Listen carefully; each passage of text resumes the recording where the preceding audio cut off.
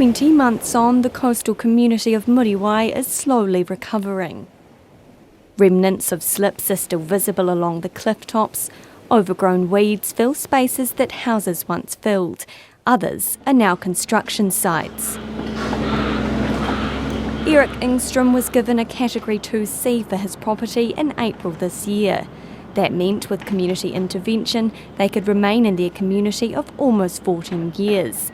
But that all changed 5 months later when their property was slapped with a Category 3, meaning they need to move out. They called us and said that your category has changed, or your house has changed category to Category 3. And I was crying in the phone, devastated. My daughter has been crying a lot, and my boy is angry with...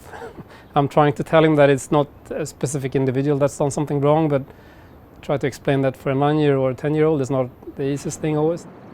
Mr Ingstrom says, along with 3 of his neighbours, they were told a 3.5 metre wall that was 60 metres long could protect them from future disasters, and they could stay. So it was supposed to stop just before this house. This property had a house on it, even if you don't believe it, a few months ago. So it was a 2-storey house. The wall was supposed to be roughly 3.5-4 metres, so it would have been a pretty significant wall. But after feasibility testing in August and September, their category suddenly changed. Mr Ingstrom says the categorisation process is flawed. Well, the problem with that whole scheme is that the feasibility, meaning where they actually test if it's possible to build or if it's feasible to build, happens at the end.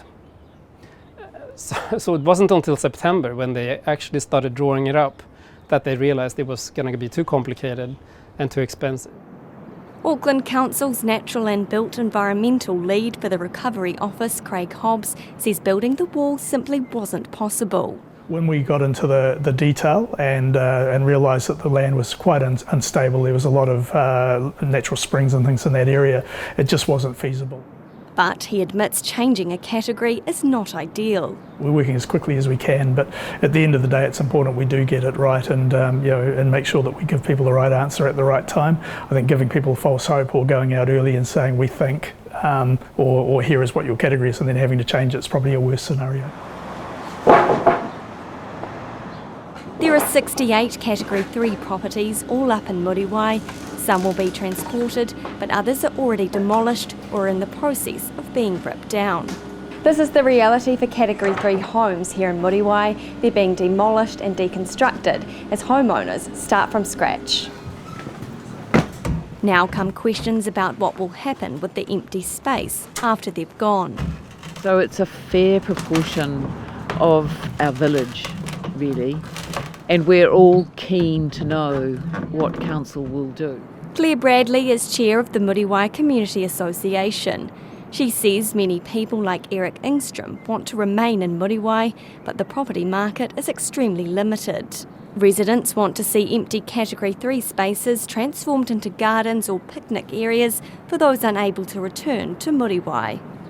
It would be lovely to be able to welcome back some of the people who have been displaced permanently from Muriwai as a result of what happened and the resulting categorisation, and give them a sense of belonging here.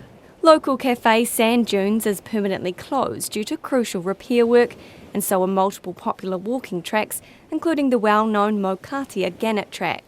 With summer fast approaching, residents are desperate for a sense of normality and a boost for businesses. You used to have busloads of people coming out here to just to walk on watching the gannets. So it's just a sense of getting things back to being restored again in some way. And it is affecting I know for a fact, it's affecting people's well-being. One of the things that is really important is that there is a plan and